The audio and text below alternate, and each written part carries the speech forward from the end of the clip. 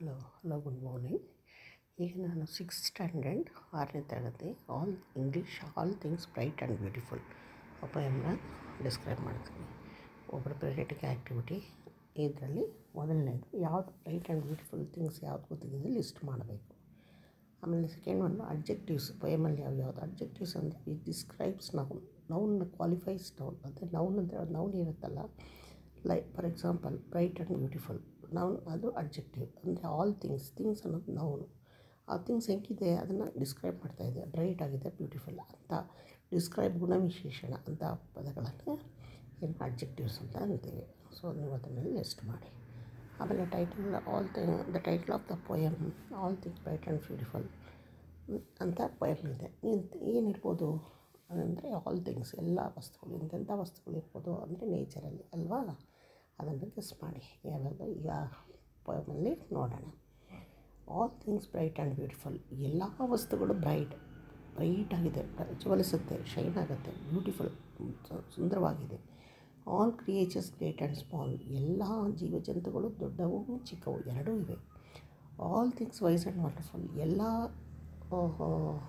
Things ಎಲ್ಲ ಏನೇನು ಹೇಳೋದು ಎಲ್ಲ ವಸ್ತುಗಳು ಎಲ್ಲನೂ ವೈಸ್ ಆ್ಯಂಡ್ ವಂಡರ್ಫುಲ್ ಎಲ್ಲ ಒಳ್ಳೆಯದು, ಅದು ತುಂಬ ವಂಡರ್ಫುಲ್ ಆಗಿದೆ. ಗಾಡ್ ಮೇಡ್ ದೆಮ್, ಅದನ್ನೆಲ್ಲ ಮಾಡಿದವರು ಯಾರು?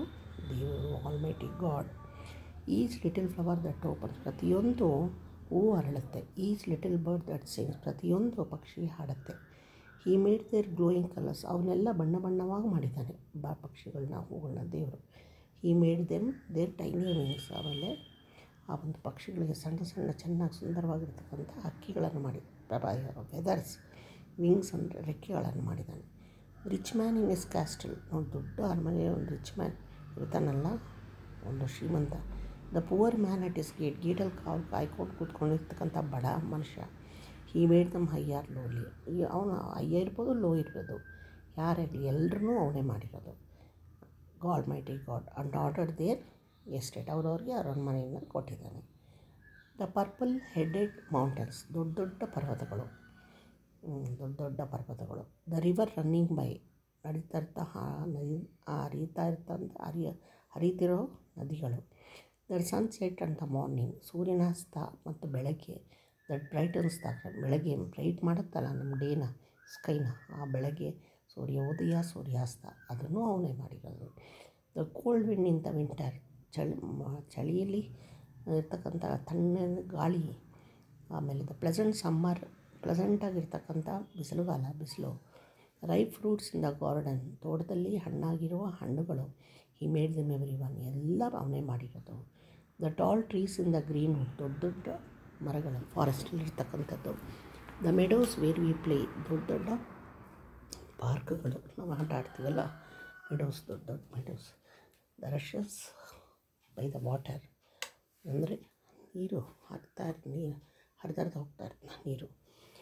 ಆಮೇಲೆ ಟು ಗ್ಯಾದರ್ ಎವ್ರಿ ಡೇ, ಪ್ರತಿದಿನ ಇದೆಲ್ಲನೂ ನಡೀತಾ ಇರ್ತದೆ, ಅದನ್ನೆಲ್ಲ ಅವನೇ ಮಾಡಿದ್ದು. He gave us eyes to see them, ನಮಗೆ ಕಣ್ಣುಗಳು ಕೊಟ್ಟಿದ್ದಾನೆ ಅದನ್ನು ನೋಡೋಕ್ಕೆ. And lips that we might tell, ನಾವು ಹೇಳೋಕ್ಕೆ ಅದನ್ನು ಎಕ್ಸ್ಪ್ರೆಸ್ ಮಾಡೋಕ್ಕೆ ಲಿಪ್ಸ್ ಕೊಟ್ಟಿದ್ದಾನೆ. How great is God almighty, ದೇವರು ಎಷ್ಟು ದೊಡ್ಡವನು. What made all things well, ಎಲ್ಲ ವಸ್ತುಗಳನ್ನು ಅವನೇ ಮಾಡಿದ. ಇದನ್ನು ಬರೆದವರು Cecil Frances is the poet. English lowly ಅಂದರೆ ಸ್ಟೇಟಸಲ್ಲಿ ಲೋ ಆಗಿರೋದು, ರಿಚ್ ಪುವರ್ ಆ ಥರ. ಎಸ್ಟೇಟ್ ಅಂದರೆ ಲ್ಯಾಂಡ್ ಆಫ್ ಪ್ರಾಪರ್ಟಿ. ಮೆಡೋ ಅಂದರೆ ಪೀಸ್ ಆಫ್ ಗ್ರಾಸ್ ಲ್ಯಾಂಡ್, ಹುಲ್ಲುಗಾವಲು. ರಶ್ ಅಂದರೆ ಪ್ಲ್ಯಾಂಟ್. ಆನ್ಸರ್ ದ ಫಾಲೋಯಿಂಗ್ ಇದೆಲ್ಲ ಮಾಡಿ. He made the glowing colours of flowers, ಎಲ್ಲ birds, tiny wings. Made the tiny wings of birds. He made rich high and poor lowly. Sun brightens up the sky. The poem tells us how great, ಈ brief summary, ಇದು ಹೇಳಿದ್ನಲ್ಲ ಸಮ್ಮರಿನ, ಇದನ್ನು ಬರೀರಿ. How great God is, he has given us eyes to see and ears to hear and lips to speak. God controls the nature, controls the life and the nature. He has power everything and has made all things bright and beautiful. ಇದು match the following ಮಾಡಿ. ಬ್ರೈಟ್ಗೆ colours, glowing, ನೋಡೋಣ glowing ಹೇಳ, small creatures ಅಲ್ಲ, small things, tiny creatures, rich man, cold winds, pleasant summer, tall trees, glowing ಒಂದು ಬಿಟ್ಟಿದ್ದೀವಿ, ಯಾವುದು ಬಿಟ್ಟಿರೋದನ್ನು ಹಾಕಿ. Okay, next what do you know about the word bright ಅಂದರೆ ನಿಮ್ಗೆ ಏನು ಅರ್ಥ ಆಗುತ್ತೆ ಅದನ್ನು ಬರೀರಿ. ನೋಡಿ, ಬ್ರೈಟ್ ಅಂದರೆ ಪಾರ್ಟ್ಸ್ ಆಫ್ ಸ್ಪೀಚ್.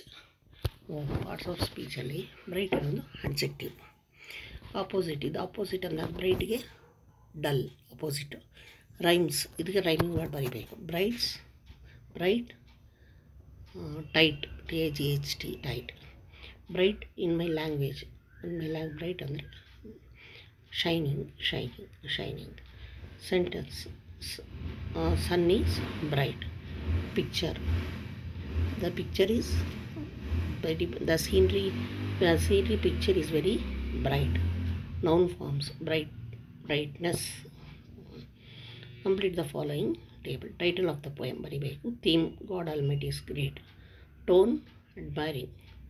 Message, ಅದೇ. So we should show grateful to the God who has made everything and given us so many things. Style, special words used. ಯಾವ ಸ್ಪೆಷಲ್ ವರ್ಡ್ಸ್, ದೊಡ್ಡ ವರ್ಡ್ಸ್ ಎಲ್ಲ ಬರೀಬೇಕು. ನೇಮ್ ಆಫ್ ದ ಪೊಯೆಟ್ ಬರೀಬೇಕು. Do you like this poem? Why not? Yes, I like very much because I love creature. I like creature. I love nature. I feel nature. I love nature. The nature is very wonderful, and I like this poem very much because the poet has described the nature very nice. We should be thankful to everybody for giving such a good nature. ಈಗ next look at the word flower. Complete the phrases using the adjectives. Adjectives use ಮಾಡಿ wherever necessary. Flower, okay, adjectives use ಮಾಡಬೇಕು. ಇಲ್ಲಿ as pretty as a flower, ಇದನ್ನು use ಮಾಡಿ dashes complete ಮಾಡಬೇಕು. ಗೊತ್ತಾಯ್ತಾ? As pretty as a flower. As cold as ice, cold ಕೊಟ್ಟಿದ್ದಾರಲ್ವಾ. Milk, as white ಅಂತ ಕೊಟ್ಟಿದ್ದಾರಾ? ಇಲ್ಲ, as white as milk.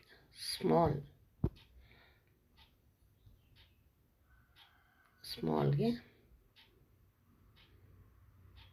Snail, as soft as snail. As black as coal. As tiny as a mouse. Bat, tiny ಕೊಟ್ಟಿದ್ದಾರೆ, tiny ಕೊಟ್ಟಿಲ್ಲ ಅಂದರೆ ಅದಕ್ಕೆ ಈಸಿ ದರ್ಬಾಟ್ ಯೂಸ್ ಮಾಡಬೇಕು. ಬ್ಯಾಟ್ಗೆ as white as bat. As white as ರ್ಯಾಬಿಟ್ಗೆ ವೈಟು ಬರಿಬೋದು, white as rabbit. As pretty as ಯಾವುದಾದ್ರೂ ಅಪ್ಲೈ ಆಗೋದು. ಲಯನ್ಗೆ ಆ್ಯಸ್ ಸ್ಟಬೋರ್ನ್ ಆ್ಯಸ್ ಲಯನ್ ಅಂತಲೇ ಏನಾದರೂ ಬರಿಬೋದು. ಸ್ಟಬೋರ್ನ್ ತುಂಬ ಅವರು ತಂದೆ ನಡಿಬೇಕು ಅಂತಲ್ವಾ, ಆಟ ಬೇಕು ಅಂತ ಸಾಯಿಸ್ತೀನಿ ಬಿಡುತ್ತೆ. ಆಮೇಲೆ cunning as a fox. As cruel as a wolf. ಅದಿಲ್ಲ ಅಂದರೂ ಅಲ್ಲಿ ಇಲ್ಲದೆ ಬೇರೆ ವರ್ಡ್ಸ್ ಯೂಸ್ ಮಾಡ್ಬೋದು. As innocent as a lamb. As soft as a ಲ್ಯಾಂಪ್ಗೆ as quiet as a lamb. As beautiful as a peacock. ಇದೆಲ್ಲ ಇದೀಗ ನಾವು ಯೂಸ್ ಮಾಡಿದ್ದೆಲ್ಲ ಅಡ್ಜೆಕ್ಟಿವ್ಸ್. Okay, I think. ಆಮೇಲೆ ಇದು ಅಬೌಟ್ ದ ಪೊಯೆಟ್. ಈ ಪೊಯೆಟ್ ಯಾರಿದು ಬರೆದಿದ್ದು? Sessile Francis Alexander. He is born in April 1818, 12 October 1895. He was hymn writer and poet. ಒಳ್ಳೆ ರೈಟರು, ಆಮೇಲೆ ಪೊಯೆಟು. ಇಲ್ಲಿ poetess. She began writing poems in her childhood. ಚಿಕ್ಕ ವಯಸ್ಸಿಂದನೇ ಅವಳು ಪೊಯಮ್ಸ್ನ ಬರೆಯೋಕ್ಕೆ ಶುರು ಮಾಡಿದ್ಲು. ಈ the poet has written this poem so nicely. She has described the nature. Okay, so I think everybody is happy about the poem. Like ಮಾಡಿ, share ಮಾಡಿ, subscribe ಮಾಡಿ. Thank you.